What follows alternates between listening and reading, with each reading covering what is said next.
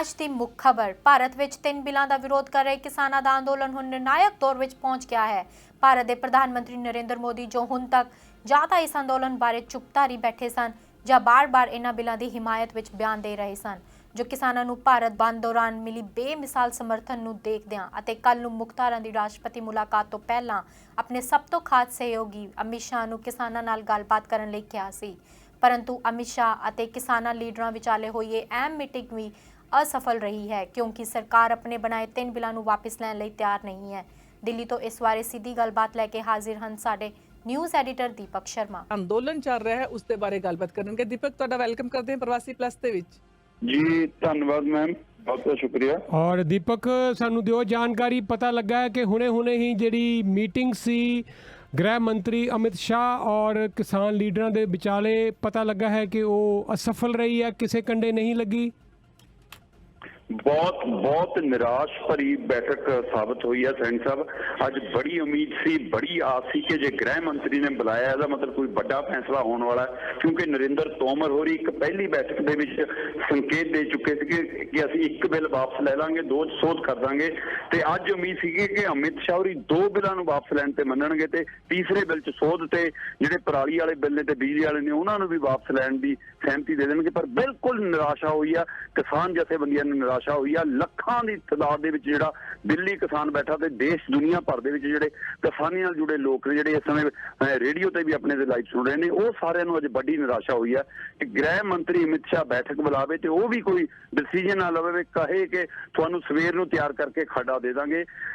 ਸੈਣੀ ਸਾਹਿਬ ਵੱਡੀ ਗੱਲ ਇਹ ਹੈ ਕਿ ਕਿਤੇ ਨਾ ਕਿਤੇ ਕੇਂਦਰ ਸਰਕਾਰ ਸ਼ਰਾਰਤ ਕਰਦੀ ਨਜ਼ਰ ਆਈ ਆ, ਕਿਉਂਕਿ ਪਹਿਲਾਂ ਗ੍ਰਹਿ ਮੰਤਰੀ ਅਮਿਤ ਸ਼ਾਹ ਆਪਣੇ ਘਰੇ ਬੈਠਕ ਬੁਲਾਉਂਦੇ ਨੇ ਤੇ ਉਸ ਤੋਂ ਬਾਅਦ ਸਾਰਾ ਮੀਡੀਆ ਜਦੋਂ ਉੱਥੇ ਖਲੋਤਾ ਹੁੰਦਾ ਤਾਂ ਪਿਛਲੇ ਬੂਹੇ ਨਿਕਲ ਕੇ ਫਰਾਰ ਹੁੰਦੇ ਨੇ। ਕਿਤੇ ICR ਜਿਹੜੀ ਯੂਨੀਵਰਸਿਟੀ ਆ ਬਹੁਤ ਵੱਡੀ ਉੱਥੇ ਡਿਪਾਰਟਮੈਂਟ ਆ, ਉੱਥੇ ਉਹਦੇ ਗੈਸਟ ਹਾਊਸ 'ਚ ਬੈਠਕ ਹੁੰਦੀ ਆ। ਕਿਸਾਨ ਆਗੂ ਜਿਹੜੇ 13 ਲਿਜਾਏ ਜਾ ਰਹੇ ਸੀ ਵੱਖ-ਵੱਖ ਕਾਰਾਂ ਦੇ ਵਿੱਚ, ਉਹਨਾਂ ਦੇ ਮਗਰ ਕੁਝ ਮੀਡੀਆ ਦੀ ਗੱਡੀਆਂ ਸੀ। ਕਦੇ ਕਿਸੇ ਨੂੰ ਲਲਿਤ ਹੋਟਲ ਕੋਲ ਰੋਕਿਆ, ਕਦੇ ਕਿਸੇ ਨੂੰ ਕਿਸੇ ਪਲਾਜ਼ੇ ਕੋਲ ਰੋਕਿਆ ਤੇ ਉਹਨਾਂ ਦੀਆਂ ਗੱਡੀਆਂ ਅੱਡ-ਅੱਡ ਕੀਤੀਆਂ, ਜਿਹਦੇ ਕਾਰਨ 2 ਕਿਸਾਨ ਲੀਡਰ ਗੁੱਸੇ 'ਚ ਆਉਂਦੇ ਨੇ, रुलदू सिंह मानसा ਤੇ ਜੋਤ ਸਿੰਘ ਮਾਨਸਾ ਹੋਰੀ। ਉਹ ਕਹਿੰਦੇ ਨੇ ਅਸੀਂ ਬੈਠਕ 'ਚ ਨਹੀਂ ਜਾਣਾ ਕਿ ਸਾਨੂੰ ਮੂਰਖ ਬਣਾ ਰਹੇ ਹੋ, ਭਟਕਾ ਰਹੇ ਹੋ। ਉਸ ਤੋਂ ਬਾਅਦ ਉਹਨਾਂ ਨੂੰ ਮਨਾ ਕੇ ਅੰਦਰ ਲਿਜਾਇਆ ਜਾਂਦਾ। 13 ਲੀਡਰ ਜਾਂਦੇ ਨੇ ਤਾਂ ਕਿਤੇ ਨਾ ਕਿਤੇ ਆਪਣੇ ਆਪ ਦੇ ਵਿੱਚ ਇੱਕ ਜਥੇਬੰਦੀ ਨੂੰ, ਵੱਡੀ ਜਥੇਬੰਦੀ ਨੂੰ ਬਾਹਰ ਰੱਖਿਆ ਜਾਂਦਾ ਤੇ ਉਹ ਜਥੇਬੰਦੀ ਦੇ ਆਗੂ ਦਾ ਆਖਣਾ ਹੈ ਕਿ ਇਹ ਸ਼ਰਾਰਤ ਹੈ, ਸਾਨੂੰ ਬਾਹਰ ਰੱਖਿਆ, ਸਾਨੂੰ ਭਰੋਸੇ 'ਚ ਨਹੀਂ ਲਿਆ। ਅੱਜ ਦੀ ਗੈਰ ਰਸਮੀ ਬੈਠਕ 'ਚ ਕੀ ਜਾਣ ਦੀ ਲੋੜ ਸੀ? ਸਵੇਰ ਵਾਲੀ ਬੈਠਕ 'ਚ ਜਾਣਾ ਚਾਹੀਦਾ ਸੀ, ਜਿਹੜੀ ਸਵੇਰੇ ਬੈਠਕ ਹੋਣੀ ਸੀ, ਜਿਹੜੀ ਤੈਅ ਬੈਠਕ ਸੀ 9 ਤਰੀਕ ਦੀ। ਪਰ ਉਹ ਜਥੇਬੰਦੀ ਦੇ ਆਗੂਆਂ ਦਾ ਕਹਿਣਾ ਕਿ ਸਾਨੂੰ ਪਹਿਲਾਂ ਸਾਨੂੰ ਕੱਲਿਆਂ ਨੂੰ ਬੁਲਾਉਣ ਦੀ ਕੋਸ਼ਿਸ਼ ਹੋਈ ਸੀ, ਅਸੀਂ ਕੱਲਿਆਂ ਜਾਣੋਂ ਇਨਕਾਰ ਕਰ ਦਿੱਤਾ ਤੇ ਅੱਜ ਬਾਕੀ ਜਥੇਬੰਦੀਆਂ ਨਾਲ ਜਦੋਂ ਸੰਪਰਕ ਹੋਇਆ ਤਾਂ ਉਹ ਕਿਉਂ ਚਲੇ ਗਏ? ਜਾਣਾ ਨਹੀਂ ਚਾਹੀਦਾ ਸੀ ਜਦੋਂ ਕਿ ਅਸੀਂ ਕੱਲ ਦੀ ਬੈਠਕ ਰੱਖੀ। ਪਰ ਸੈਣੀ ਸਾਹਿਬ ਇਹਦੇ ਵਿੱਚ ਕਿਤੇ ਨਾ ਕਿਤੇ ਯੂਪੀ ਦੇ ਵੱਡੇ ਲੀਡਰ ਜਿਹੜੇ ਟਕੈਤ, ਉਹਨਾਂ ਦੀ ਭੂਮਿਕਾ ਐ ਮੰਨੀ ਜਾ ਰਹੀ ਹੈ ਕਿ ਉਹ ਲਗਾਤਾਰ ਕੇਂਦਰ ਸਰਕਾਰ ਦੇ ਸੰਪਰਕ ਸੀ, ਉਹ ਲਗਾਤਾਰ ਗ੍ਰਹਿ ਮੰਤਰੀ ਅਮਿਤ ਸ਼ਾਹ ਦੇ ਤਾਲਮੇਲ ਰੱਖੇ ਸੀ। ਉਹਨਾਂ ਨੂੰ ਕੋਲ ਸੱਦਾ ਆਉਂਦਾ, ਉਹਨਾਂ ਦੇ ਹਵਾਲੇ ਨਾਲ ਉਹ ਅੱਜ ਸਿੰਘੂ ਬਾਰਡਰ, ਜਿਹਨੂੰ ਕੁੰਡਲੀ ਬਾਰਡਰ ਆਪਾਂ ਕਹਿੰਦੇ ਆ, ਉੱਥੇ ਪਹੁੰਚਦੇ ਨੇ। ਉੱਥੇ ਆ ਕੇ ਪੰਜਾਬ ਦੀਆਂ, ਹਰਿਆਣਾ ਦੀ ਜਥੇਬੰਦੀਆਂ ਨਾਲ ਤਾਲਮੇਲ ਕਰਦੇ ਨੇ ਤੇ ਤੈਅ ਹੁੰਦਾ ਕਿ 13 ਮੈਂਬਰ ਜਾਣਗੇ। ਜੇਕਰ ਆਪਾਂ ਦੇਖੀਏ ਤਾਂ ਉਹ 13 ਮੈਂਬਰ ਜਦੋਂ ਜਾਂਦੇ ਨੇ ਤਾਂ ਉਹਨਾਂ ਤੋਂ ਪਹਿਲਾਂ ਵੀ ਜਿਹੜੀ ਆਪਸੀ ਬੈਠਕ ਹੁੰਦੀ ਆ ਉਹਦੇ ਵਿੱਚ ਵੀ 42 ਮੈਂਬਰ ਜਿਹੜੇ ਹੁਣ ਤੱਕ ਬੈਠਕਾਂ 'ਚ ਜਾਂਦੇ ਸੀ, ਜਿਸ 'ਚ 32 ਪੰਜਾਬ ਦੇ ਨੇ ਤੇ ਬਾਕੀ ਹੋਰ ਸੂਬਿਆਂ ਦੇ ਨੇ, ਉਹਨਾਂ 'ਚ ਚਰਚਾ ਹੁੰਦੀ ਆ। ਉਹਨਾਂ ਨੂੰ ਵੀ ਕਿਤੇ ਨਾ ਕਿਤੇ ਕੁਝ ਮੈਂਬਰ ਚਾਹੁੰਦੇ ਸੀ ਕਿ ਨਾ ਜਾਇਆ ਜਾਵੇ, ਸਵੇਰ ਦੀ ਬੈਠਕ ਜਾਵੇ। ਕਿਉਂਕਿ ਕਾਰਨ ਉਹਦੇ ਵਿੱਚ ਤਾਂ ਇਹ ਸੀਗੇ ਗੈਰ ਰਸਮੀ ਬੈਠਕ ਹੈ, ਅਚਾਨਕ ਬੁਲਾਈ ਬੈਠਕ ਹੈ ਤੇ ਇਸ ਲਈ ਕੀ ਜਾਣਾ ਚਾਹੀਦਾ, ਨਹੀਂ ਜਾਣਾ। ਦੂਸਰਾ ਉਹਦੇ ਵਿੱਚ ਸੀਗਾ ਕਿ ਘੱਟ ਮੈਂਬਰ ਬੁਲਾਏ ਜਾ ਰਹੇ ਨੇ, ਕਿਉਂਕਿ ਪਹਿਲਾਂ ਗ੍ਰਹਿ ਮੰਤਰੀ ਵੱਲੋਂ ਸੁਨੇਹਾ ਸ਼ਾਇਦ ਆਉਂਦਾ ਕਿ 5 ਜਾਂ 7 ਹੀ ਆ ਜਾਓ, ਫਿਰ ਉਹ ਗਿਣਤੀ 10 ਤੱਕ ਵੱਧਦੀ ਹੈ, ਫਿਰ 12 ਤੱਕ, ਆਖਰ 13 ਮੈਂਬਰਾਂ ਨੂੰ ਮਨਜ਼ੂਰੀ ਮਿਲਦੀ ਹੈ ਕਿ ਚਲੋ 13 ਆ ਜਾਓ। ਸੋ ਜਿਹੜੇ ਬਾਕੀ ਰਹਿ ਗਏ ਉਹਨਾਂ ਦੇ ਉੱਪਰ ਸ਼ੰਕੇ ਸੋਭੇ ਖੜੇ ਹੁੰਦੇ ਨੇ। ਪਰ ਜਦੋਂ 13 ਵੀ ਜਾਂਦੇ ਨੇ ਤਾਂ ਉਹ ਵੀ ਆਪਣੇ ਆਪ ਨੂੰ ਅੰਦਰ ਜਾ ਕੇ ਠੱਗੇ ਹੋਏ ਮਹਿਸੂਸ ਕਰਦੇ ਨੇ ਕਿ ਸਾਡੇ ਨਾਲ ਧੋਖਾ ਹੋਇਆ। ਉੱਥੇ ਕਿਹਾ ਜਾਂਦਾ ਕਿ 4 ਖਰੜਾ ਜਿਹੜਾ ਸੀ ਸੋਧ ਲੈਣਾ ਹੈ ਜਾਂ ਜਿਹੜੀਆਂ ਤੁਸੀਂ ਖਾਮੀਆਂ ਦੱਸੀਆਂ ਸੀ ਉਹਨਾਂ ਨੂੰ ਦੂਰ ਕਰਕੇ ਨਵਾਂ ਖਰੜਾ ਤਿਆਰ ਕਰਨਾ, ਸਵੇਰੇ ਤੁਹਾਨੂੰ ਪਹੁੰਚਦਾ ਕਰ ਦਿਆਂਗੇ। ਸਵੇਰੇ ਅਸੀਂ ਆਪਣੀ ਕੈਬਨਿਟ ਦੀ ਬੈਠਕ ਵੀ ਬੁਲਾਉਣੀ ਹੈ, ਉਸ ਤੋਂ ਬਾਅਦ ਤੁਹਾਡੀ ਮੀਟਿੰਗ ਹੋਏਗੀ। ਪਰ ਕਿਸਾਨ ਜਥੇਬੰਦੀਆਂ ਨੇ ਸਾਫ਼ ਕਰਤਾ ਕਿ ਸਵੇਰ ਦੀ ਕੋਈ ਬੈਠਕ ਨਹੀਂ ਹੋਣੀ। ਕੱਲ ਦੀ ਬੈਠਕ ਟਲ ਗਈ ਆ। ਕਿਸਾਨ ਜਥੇਬੰਦੀਆਂ ਖਾਸ ਕਰ ਪੰਜਾਬ ਦੀਆਂ ਤਾਂ ਇਸ ਗੱਲ ਲਈ ਤਹੀਆ ਕਰਕੇ ਮੁੜੀਆਂ ਨੇ ਕਿ ਹੁਣ ਹਾਂ ਨਾ 'ਚ ਜਵਾਬ ਦੇਣਾ ਉਹ ਤਾਂ ਦੱਸਿਓ, ਨਹੀਂ ਅਸੀਂ ਬਿਲ ਵਾਪਸੀ ਤੋਂ ਬਿਨਾਂ ਨਹੀਂ ਮੁੜਨਾ। ਕਿਉਂਕਿ ਕਿਤੇ ਨਾ ਕਿਤੇ ਅੱਜ ਦੀ ਬੈਠਕ ਕਿਸਾਨਾਂ ਦੇ ਵਿੱਚ ਫੁੱਟ ਪਾਉਣ ਦਾ ਕਾਰਨ ਬਣ ਸਕਦੀ ਆ, ਕਿਸਾਨ ਆਗੂਆਂ ਨੂੰ ਆਪਸ ਦੇ ਵਿੱਚ ਟਕਰਾਉਣ ਦਾ ਕਾਰਨ ਬਣ ਸਕਦੀ ਆ। ਸੋ ਇਸ ਲਈ ਕਿਸਾਨ ਜਥੇਬੰਦੀਆਂ ਨਿਰਾਸ਼, ਠੱਗੀਆਂ ਹੋਈਆਂ ਮਹਿਸੂਸ ਕਰਕੇ ਵਾਪਸ ਆਈਆਂ ਨੇ। ਬੇਸਿੱਟਾ ਨਤੀਜਾ ਤੇ ਆਸਾਂ ਦੇ ਉਲਟ ਵਾਲੀ ਬੈਠਕ ਰਹੀ ਹੈ ਜੀ ਸੈਣੀ ਸਾਹਿਬ। ਬਹੁਤ ਬਹੁਤ ਸ਼ੁਕਰੀਆ ਦੀਪਕ, ਤੁਸੀਂ ਮੇਰੇ ਖਿਆਲ ਸਾਰੀ ਜਾਣਕਾਰੀ ਦੇ ਹੀ ਦਿੱਤੀ ਹੈ। ਤੁਸੀਂ ਆਪ ਹੀ ਕਹਿ ਦਿੱਤਾ ਹੈ ਕਿ ਕਿਤੇ ਨਾ ਕਿਤੇ ਸਰਕਾਰ ਦੀ ਸ਼ਰਾਰਤ ਹੈ ਇਹਦੇ ਪਿੱਛੇ ਨਜ਼ਰ ਆ ਰਹੀ, ਕਿ ਹੋਰ ਤੇ ਕੋਈ ਵਾਹ ਨਹੀਂ ਚੱਲ ਰਹੀ। ਇਹਨਾਂ ਦਾ ਏਕਾ ਤੋੜੋ। ਔਰ ਜਿਹੜੇ ਪੰਜਾਬ ਤੋਂ ਇੰਨੀਆਂ ਜਥੇਬੰਦੀਆਂ ਇਕੱਠੀਆਂ ਹੋ ਕੇ ਆਈਆਂ ਸੀ, ਜਿਨ੍ਹਾਂ ਨੂੰ ਵੱਡਾ ਹੁੰਗਾਰਾ ਬਾਕੀ ਕਿਸਾਨ ਜਥੇਬੰਦੀਆਂ ਨੇ ਮੁਲਕ ਦੀਆਂ ਨੇ ਦਿੱਤਾ ਸੀ, ਹੋਰ ਬਹੁਤ ਵਿਸ਼ਾਲ ਉਹਨਾਂ ਦਾ ਇਹ ਅੰਦੋਲਨ ਹੋ ਗਿਆ ਸੀ। ਉਹਨਾਂ ਨੂੰ ਲੱਗਾ ਕਿਤੇ ਨਾ ਕਿਤੇ ਸੰਨ ਲਾਈ ਜਾਵੇ, ਕਿਤੇ ਸੇਧ ਲਾਈ ਜਾਵੇ, ਕੋਈ ਨਾ ਕੋਈ ਐਸਾ ਤਰੀਕਾ ਲੱਭੀਏ ਕਿ ਫੁੱਟ ਪਾ ਦਈਏ ਇਹਨਾਂ ਦੇ ਵਿੱਚ, ਤਾਂ ਕਿ ਅੰਦੋਲਨ ਇੱਦਾਂ ਤੇ ਸਫਲ ਨਹੀਂ ਹੋ ਰਿਹਾ। ਆਪਸ 'ਚ ਲੜ ਪੈਣ ਕਿਸਾਨ ਲੀਡਰ ਜਿਹੜੇ ਹੈ। ਸਰਕਾਰ ਕੋਈ ਹੀਲਾ ਵਸੀਲਾ ਨਹੀਂ ਛੱਡ ਰਹੀ, ਕੋਈ ਤਰੀਕਾ ਨਹੀਂ ਛੱਡ ਰਹੀ, ਹਰਬਾ ਨਹੀਂ ਛੱਡ ਰਹੀ ਵਰਤਨ ਤੋਂ ਕਿ ਇਹਨਾਂ ਨੂੰ ਫੁੱਟ ਪਾਈ ਜਾਵੇ। ਪਰ ਆਈ ਥਿੰਕ ਇਹ ਬੜੀ ਪਰਖ ਦੀ ਘੜੀ ਹੈ ਇਹਨਾਂ ਕਿਸਾਨਾਂ ਵਾਸਤੇ। ਬੜਾ ਸੰਯਮ ਰੱਖਿਆ ਹੈ, ਬਹੁਤ ਜ਼ਿਆਦਾ ਉਹਨਾਂ ਨੇ ਸਿਦਕ ਦਾ ਜਿਹੜਾ ਇੱਕ ਮੁਜ਼ਾਹਰਾ ਕੀਤਾ ਹੈ, ਏਕਤਾ ਦਾ ਮੁਜ਼ਾਹਰਾ ਕੀਤਾ ਹੈ। ਇਸ ਨੂੰ ਬਣਾਈ ਰੱਖਣ, ਕਿਸੇ ਤਰ੍ਹਾਂ ਦੀ ਇਸ ਤਰ੍ਹਾਂ ਦੀ ਸ਼ਰਾਰਤ 'ਚ ਨਾ ਆਉਣ, ਤੇ ਮੇਰੇ ਖਿਆਲ ਜਿੱਤ ਯਕੀਨੀ ਹੈ। ਜਿਸ ਤਰ੍ਹਾਂ ਉਹਨਾਂ ਨੂੰ ਜਿਸ ਤਰ੍ਹਾਂ ਇੰਨਾ ਵੱਡਾ ਸਮਰਥਨ ਮਿਲ ਰਿਹਾ ਹੈ, ਜਿੰਨਾ ਸ਼ਾਨਦਾਰ ਉਹਨਾਂ ਦਾ ਅੰਦੋਲਨ ਚੱਲ ਰਿਹਾ ਹੈ, ਮੇਰੇ ਖਿਆਲ 'ਚ ਇਹਦੇ 'ਤੇ ਫੋਕਸ ਕਰਨ ਦੀ ਲੋੜ ਹੈ। ਸਰਕਾਰ ਵੱਲੋਂ ਹੁਣ ਹੋਰ ਬਹੁਤੀ ਕੋਈ ਆਸ ਨਹੀਂ ਰੱਖਣ ਦੀ ਲੋੜ ਉਹਨਾਂ ਨੂੰ। ਮੀਟਿੰਗਾਂ ਹੋ ਗਈਆਂ, ਸਾਰੀਆਂ ਗੱਲਾਂ ਹੋ ਗਈਆਂ।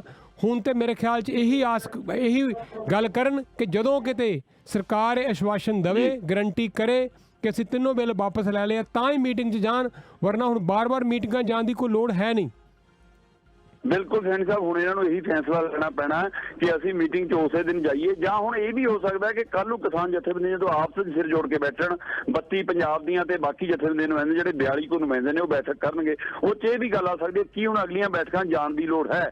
ਹੁਣ ਇਹ ਹੋ ਸਕਦਾ ਹੈ ਕਹਿਣ ਕਿ ਅਸੀਂ ਬੈਠਕਾਂ 'ਚ ਨਹੀਂ ਆਉਣਾ, ਤੁਸੀਂ ਆਪਣਾ ਫੈਸਲਾ ਜਿੱਥੋਂ ਵੀ ਸੁਣਾਉਣਾ, ਗ੍ਰਹਿ ਮੰਤਰੀ ਦੇ ਘਰੋਂ ਸੁਣਾਓ, ਖੇਤੀਬਾੜੀ ਮੰਤਰੀ ਦੇ ਘਰੋਂ ਸੁਣਾਓ, ਆਪਣੇ ਡਿਪਾਰਟਮੈਂਟਾਂ ਨੂੰ ਸੁਣਾਓ, ਕੈਬਨਿਟ ਦੀ ਬੈਠਕ ਤੋਂ ਬਾਅਦ ਸੁਣਾਓ, ਪ੍ਰੈਸ ਕਾਨਫਰੰਸ ਸੁਣਾਓ, ਤੁਸੀਂ ਸੁਨੇਹਾ ਸੁਣਾਓ ਕਿ ਬਿੱਲ ਵਾਪਸ, ਸਾਡੀਆਂ ਟਰੈਲੀਆਂ ਘਰਾਂ ਨੂੰ ਵਾਪਸ। ਸੋ ਮੈਨੂੰ ਲੱਗਦਾ ਇਹ ਫੈਸਲਾ ਸਵੇਰੇ ਆ ਸਕਦਾ ਹੈ। ਇਹ ਜਥੇਬੰਦੀਆਂ ਇਹ ਤਗੜਾ ਫੈਸਲਾ ਲੈ ਸਕਦੀਆਂ। ਕਿਤੇ ਨਾ ਕਿਤੇ ਉਹਨਾਂ ਨੂੰ ਆਪਣੇ ਸੰਗਠਨ ਨੂੰ ਸਾਂਭਣ ਦੀ ਲੋੜ ਪਏਗੀ ਹੁਣ, ਕਿਉਂਕਿ ਆਪਸ ਵਿੱਚ ਬੇਭਰੋਸਗੀ ਜੇਕਰ ਹੁੰਦੀ ਆ ਤਾਂ ਉਹ ਅੰਦੋਲਨ ਲਈ ਚਿੰਤਾ। ਅੱਜ ਅੰਦੋਲਨ ਜਿਸ ਸਿਖਰ ਤੇ ਖੜਾ ਉਸ ਦਾ ਮਿਆਰ ਉਸੇ ਤਰ੍ਹਾਂ ਕਾਇਮ ਰੱਖਣਾ ਵੱਡੀ ਗੱਲ ਹੈ।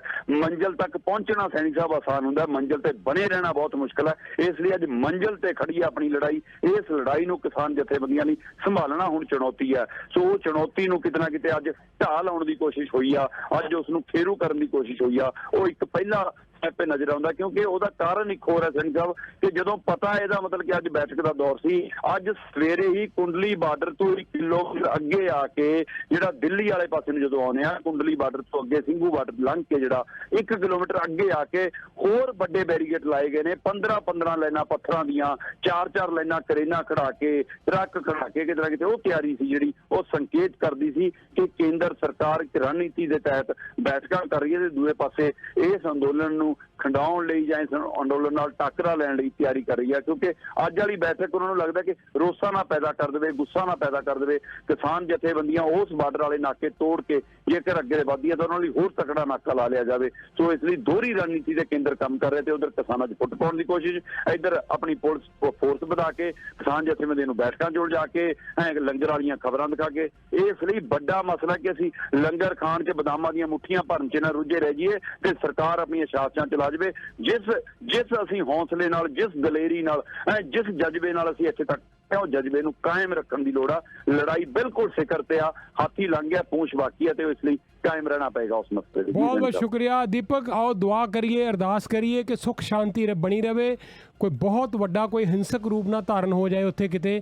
ਤਾਂ ਦੇਖਦੇ ਹਾਂ। ਤੁਹਾਡਾ ਬਹੁਤ ਬਹੁਤ ਸ਼ੁਕਰੀਆ ਸਾਰੀ ਜਾਣਕਾਰੀ ਲਈ ਦੀਪਕ।